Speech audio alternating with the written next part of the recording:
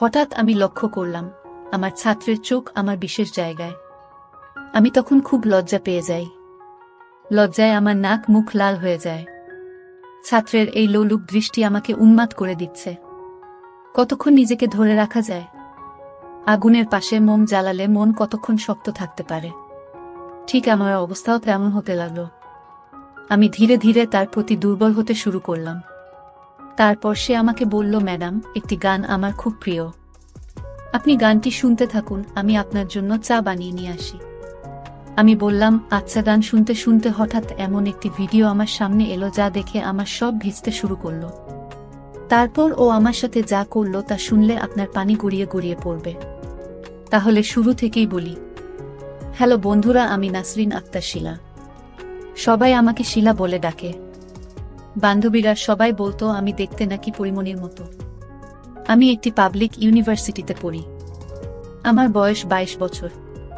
আমার বাবা মা গ্রামে থাকে আর আমি ঢাকায় একটি ছাত্রী হোস্টেলে থাকি।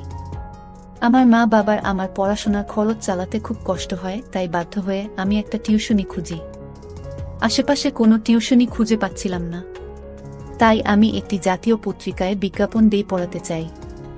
বিজ্ঞাপন মাধ্যমে একটি ফোন পেলাম। একজন বয়স্ক লোক আমাকে ফোন করে বলল, আমার ছেলেকে পড়াতে পারবেন? 10ম শ্রেণীর ছাত্র। আমি বললাম যে পারবো আঙ্কেল। প্রথম দিন পড়াতে গিয়ে দেখি 10ম শ্রেণীর ছাত্র ছেলেটা বেশ সুন্দর এবং স্মার্ট। দেখতে শুনতে খুব ভালো ব্যবহার ও নম্র। তারপর তার মা বাবার সাথে কথা বলে প্রাইভেট পড়াতে শুরু করি। ছেলেটাকে যখন প্রথম দিন প্রাইভেট পড়াতে যাই, তখন হঠাৎ করে আমি চেয়ে দেখি ছেলেটি আর চোখে মাঝে মাঝে আমার দিকে চেয়ে থাকে। তার চাওয়ার মধ্যে অন্যরকম রহস্য বোঝা যায়। এইভাবে আমি আমার গতিতে প্রাইভেট পড়াতে থাকি। পড়াতে পড়াতে প্রায় 2 সপ্তাহ এভাবে চলে গেল। হঠাৎ একদিন তাকে প্রাইভেট পড়াতে গিয়ে দেখি তাদের বাসায় কেউ নেই। তারপর আমি জিজ্ঞেস করলাম, আঙ্কেল আন্টি কোথায় গেছে? সে বলল, তারা বেড়াতে গেছে, আসতে একটু দেরি হবে। বাসায় কেউ নেই, খালি বাসায় আমি আর আমার ছাত্র। মনের মধ্যে কিছুটা ভয়ও কাজ করছে। তাছাড়া খালি বাসা আর ওদিকে আমার ছাত্রের লক্ষণ ও আজকে খুব একটা ভালো বুঝতেছি না। কেমন করে যেন আমার দিকে চেয়ে রইল। তারপর আমার ছাত্র বলল, ম্যাডাম, আমার খুব মাথা ব্যথা করছে। চা খাবেন? আপনি চা খেলে আপনার জন্য চা বানাবো। আপনার সুবাদে আমার চা খাওয়া হলো। আমি বললাম, ঠিক আছে, চা খাওয়া যেতে পারে। আমার কথা শুনে ছাত্র খুব সুন্দর করে মনের মাধুরী মিশিয়ে চা বানিয়ে আনল। আমি চা মুখে দিয়ে দেখলাম অনেক মজা হয়েছে। আমার ছাত্র যে এত সুন্দর করে চা বানাতে পারে তা আমি কখনো কল্পনাই করতে পারিনি। তার হাতে চা খেয়ে তার প্রশংসা করতে লাগলাম। আমার প্রশংসা শুনে সে অনেক খুশি হলো। এইভাবে তাকে 2 মাস প্রাইভেট পড়ালাম। 2 মাস খুব ভালোই থাকল। তারপর একদিন শখের বসে শাড়ি পরে ছাত্রীর বাসায় প্রাইভেট পড়াতে গেলাম। আমার ছাত্র আমাকে দেখে বলল, ম্যাডাম, আপনাকে অনেক সুন্দর লাগছে। ম্যাডাম, আমি আপনাকে সত্যিই অনেক ভালোবাসি। আপনার ব্যবহার, চেহারা সুন্দর, বনলতার মতো চুল, সবকিছু আমাকে মুগ্ধ করেছে।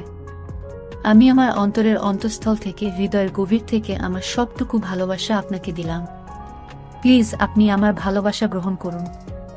10ম শ্রেণীতে পড়ে ছাত্রের মুখে এত সুন্দর প্রেমের কথা শুনে আমার মাথা ঘুরে গেল। কখনো কল্পনাও করতে পারিনি যে সে আমাকে এত সুন্দর করে প্রেম নিবেদন করবে। কি করব তখন আমি বুঝতে পারছি না। সবকিছু ওলটপালট লাগছে। মনের ভিতরটা যেন ঝড় বয়ে যাচ্ছে। আমি এর আগে কখনো কারো প্রেমে পড়িনি তো, তাই কিছু বুঝতে পারিনি।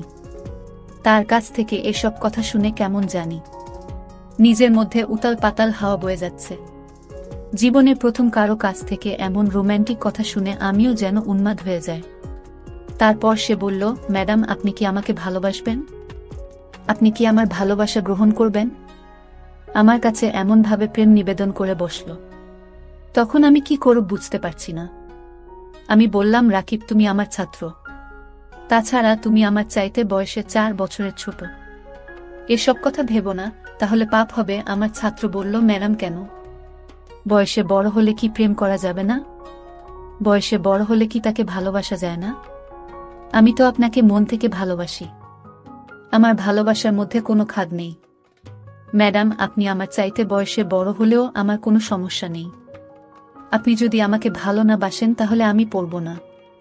ছাত্রের এমন কথা শুনে মনটা খারাপ হয়ে গেল আর মনে মনে ভাবলাম, অনেক কষ্ট করে টিউশনিটা পেলাম। যদি টিউশনিটা হাতছাড়া হয়ে যায় তাহলে তো আমি বাসা ভাড়া দেব কি করে, চলব কেমন করে? মনের মধ্যে অনেক ভয়। যদি এখন আমি তার প্রেম নিবেদন না করি তাহলে হয়তো বা আমার টিউশনিটা বাদ হয়ে যাবে। রাকিব তার বাবাকে ভুল ভালো কিছু বোঝাবে। এই সব চিন্তাভাবনা করতে করতে বাসায় চলে আসলাম। বাসায় আসতে নিলে আমাকে ফোন দেয়, ম্যাডাম কেমন আছেন? বাসায় গেছেন? খাওয়া দাওয়া করছেন? কি খেয়েছেন? আমি বললাম, হ্যাঁ খেয়েছি। তুমি খেয়েছে? রাকিব বলল, জি ম্যাডাম খেয়েছি। আগামীকালকে কোথাও ঘুরতে যেতে মন চাইছে। ম্যাডাম চলুন কোথাও ঘুরতে যাই, আমার খুব ঘুরতে ইচ্ছা করছে। ম্যাডাম বলল, কোথায় যাবে? আমি বললাম, নন্দন পার্ক। ম্যাডাম নন্দন পার্কের কথা শুনে অনেক খুশি হল। ম্যাডাম আমার সাথে ঘুরতে যেতে রাজি হল। তারপর ম্যাডামকে নিয়ে নন্দন পার্কে গেলাম ঘুরতে। সেখানে অনেক কপতি হাত ধরে চলা, বসে আড্ডা মারা। এসব দেখে আমি ছাত্রের প্রতি আরও ইমোশনাল হয়ে পড়ি। সেও আমাকে বিভিন্নভাবে তার প্রতি দুর্বল করার চেষ্টা করে। এভাবে অনেক আনন্দঘন মুহূর্তে এদিনের সময়টা কাটল। এই দিন আমি আর তাকে প্রাইভেট পড়াতে যাই নাই। পরের দিন আমি তাকে প্রাইভেট পড়াতে গেলাম। আমি তাকে মনোযোগ দিয়ে প্রাইভেট পড়াতে শুরু করলাম। হঠাৎ দেখি আমার টেবিলের নিচে আমার পায়ের উপর কারো পায়ে সুটসুটি। বুঝতে বাকি নেই সে যে আমার গুণধর ছাত্র। হঠাৎ পায়ের মধ্যে কোনো পুরুষের ছোঁয়া পেয়ে সমস্ত শরীর যেন কাঁপুনি দিয়ে উঠল। মনে হলো শরীর বিদ্যুৎ প্রবাহিত হতে শুরু হলো। তার পায়ের নিপুণ কৌশল আমার আস্তে আস্তে উপরে উঠতে শুরু হলো। বুঝতে পারছি না আমার সাথে কি হচ্ছে। হঠাৎ ছাত্রের মা চা নাস্তা নিয়ে এলো। পরিস্থিতিও স্বাভাবিক হয়ে গেল। এইভাবে সেদিন আমি বেঁচে গেলাম, আর মনের মধ্যে সবসময় ভয় হতো কখন জানি কি হয়। তারপর আর একদিন রাকিবের বাবা মা 2 দিনের জন্য রাজশাহী গেছে। তাদের কোনো এক আত্মীয় নাকি অসুস্থ, তাদেরকে দেখতে গেছে। রাকিবকে নিয়ে যায় নাই, কারণ সামনে তার পরীক্ষা। এই 2 দিন নিয়ে আমার খুব ভয় ছিল, আর মনে মনে ভাবি, রাকিব আমার জন্য যে পাগল জানি না, এই 2 দিন খালি বাসা পেয়ে রাকিব আমার সাথে কি করে। মনের মধ্যে আতঙ্ক নিয়ে তাকে প্রাইভেট পড়তে যাই। এই 2 দিন প্রাইভেট পড়াতে যেতে চাচ্ছিলাম না। আঙ্কেল বলে গেল রাকিবের সামনে পরীক্ষা, তাই প্রাইভেট একদিনও মিস দেয়া যাবে না। কি করব, বাধ্য হয়ে আমাকে প্রাইভেট পড়াতে যেতে হলো। রাকিবের আব্বা আম্মা যখন রাজশাহী বেড়াতে চলে গেল, এর পরের দিনে আমি রাকিবের বাসায় তাকে প্রাইভেট পড়ানোর উদ্দেশ্যে যাই। কলিং দিলে রাকিব এসে দরজা খুলল। দরজা খোলার সাথে দেখতে পেলাম সমস্ত রুম সে কাঁচা ফুল দিয়ে সাজিয়ে রেখেছে, আর পুরোটা জুড়ে লেখা রাকিব প্লাস শিলা। আমি অবাক হয়ে বললাম, এসব কি? সে বলল, এটা আমার ভালোবাসার বহিঃপ্রকাশ। আজকেও আপনাকে অনেক সুন্দর লাগছে। ম্যাডাম, আপনাকে একটা কথা বলবো, দয়া করে আমার কথাটা রাখবেন। আমি বললাম, বলো, রাখার মতো হলে রাখবো। তারপর আমি বললাম, প্লিজ আমার কথা রাখবেন। মা বাবা 2 দিনের জন্য বেড়াতে গেছে। এই 2 দিন আমি শুধু আপনার সাথে গল্প করব। ম্যাডাম, না করেন না। তার এমন রিকোয়েস্ট আমি না করতে পারলাম না। আমি বললাম, ঠিক আছে, যাও, তোমার কথা রাখলাম। গল্প করতে করতে হঠাৎ আমি লক্ষ্য করলাম আমার ছাত্রের চোখ আমার বিশেষ জায়গায়। আমি তখন খুব লজ্জা পেয়ে যাই। লজ্জায় আমার নাক মুখ নীল হয়ে যায়। ছাত্রের এই লোলুপ দৃষ্টি আমাকে উন্মাদ করে দিচ্ছে। কতক্ষণ নিজেকে ধরে রাখা যায়? মোমের পাশে আগুন জ্বালালে মন কতক্ষণ শক্ত থাকতে পারে? ঠিক আমার অবস্থাও তেমন হতে লাগলো। আমি ধীরে ধীরে তার প্রতি আকৃষ্ট হতে শুরু করলাম। তারপর সে আমাকে বলে, ম্যাডাম, একটি গান আমার খুব প্রিয়, আপনি গানটি শুনতে থাকুন, আমি আপনার জন্য চা করে নিয়ে আসি।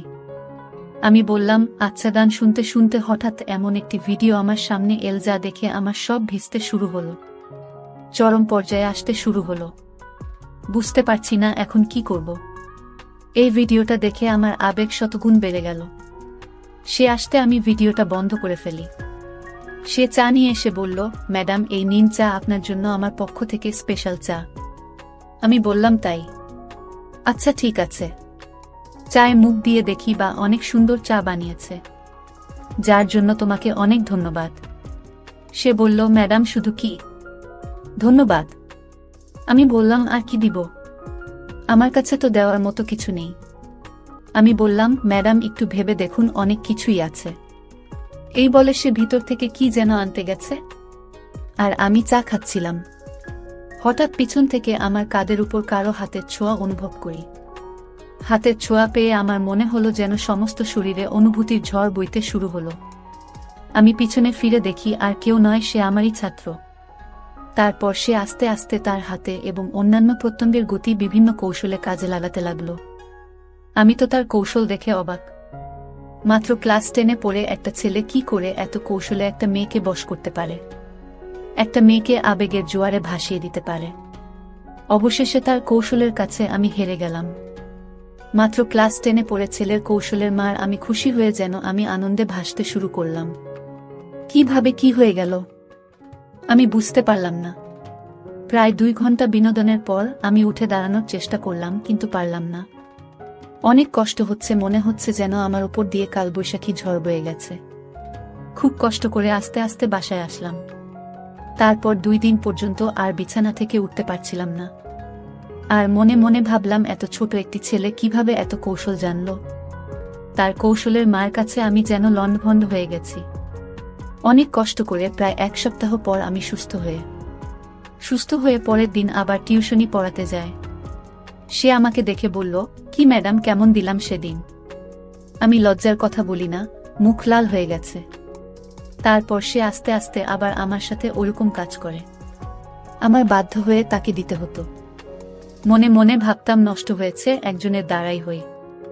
আর সে যেহেতু আমাকে নষ্ট করেছে, সুতরাং তাকেই আমি বিয়ে করব। এইভাবে প্রায় 2 মাস পার হয়ে গেল। হঠাৎ একদিন আমার বমি বমি ভাব আসছে। বুঝতে পারছি না হঠাৎ বমি হচ্ছে কেন। মনের ভিতর সন্দেহের তীর বিদ্ধ হল। জানি না আমার কি হয়েছে। মনের সন্দেহ দূর করতে টেস্ট করলাম। টেস্ট দেখে আমার পায়ের নিচ থেকে মাটি সরে গেল। নিজেকে খুব অসহায় মনে হলো। এখন আমি কি করি? বাধ্য হয়ে তার সাথে আমার এই ব্যাপারে কথা বলতে হবে। আমি আমার ছাত্রকে সব বলার পর সে চুপ করে রইল। নিজেকে খুব অসহায় ভাবতে শুরু করল। সেও বোকা হয়ে রইল, কোনো কথা বলল না। আমি বললাম, তুমি তোমার বাবা মায়ের কাছে বিষয়টা শেয়ার করো, না হলে আমি মরে যাব। রাকিব ভয়ে ভয়ে তার মায়ের কাছে সব শেয়ার করল। তার মা এসব কথা শুনে হতবাক হয়ে পড়ল। তারপর তার মা তার বাবার কাছেও বিষয়টা শেয়ার করল। তার বাবা বলল, মেয়েটাকে ডেকে আনো আমার কাছে। অনেক কিছুর পর রাকিবের বাবা আমাকে ডেকে নিয়ে বলল, মানে আমার দুষ্ট ছেলেটাকে ক্ষমা করে দাও। তোমার সাথে যা করছে তা অন্যায় হয়েছে। তারপর রাকিবের বাবা কাজী ডেকে এনে রাকিব আর আমাকে বিয়ে পড়িয়ে দিল। কিছুদিন পর রাকিবের আর আমার কোল আলোকিত করে একটি পুত্র সন্তান জন্ম নিল। শিলা এখন তার সন্তান, স্বামী এবং সংসার নিয়ে ব্যস্ত।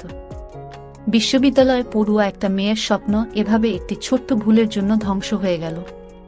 প্রিয় বন্ধুরা, সব শেষে আমি বলবো, জীবনে চলার পথে অনেক বাধা আসতে পারে। আর এই সব বাধাকে অতিক্রম করে যদি তোমরা চলতে পারো, তাহলেই কেবল তোমাদের জীবনের সফলতা সম্ভব। গল্পে শিলা যদি তার আবেগটাকে কাজে না লাগাতো, তাহলে তার সবকিছু হারিয়ে 4 দেয়ালের ভেতর বন্দী হতে হতো না। ধ্বংস হয়ে যেত না তার মা বাবার এবং তার নিজের সারা জীবনের স্বপ্ন। মহান রাব্বুল আলামিন আমাদের সকলকে সঠিক বুঝ দান করার তৌফিক দান করুন। বন্ধুরা, ভিডিওটি ভালো লাগলে একটি লাইক দিন, আর আপনারা যদি এরকম ভিডিও পেতে চান, তাহলে দয়া করে আমার চ্যানেলটি সাবস্ক্রাইব করুন। আপনাদের সকলের সুস্বাস্থ্য কামনা করি। ভিডিওটি দেখার জন্য আপনাদের সকলকে অসংখ্য ধন্যবাদ।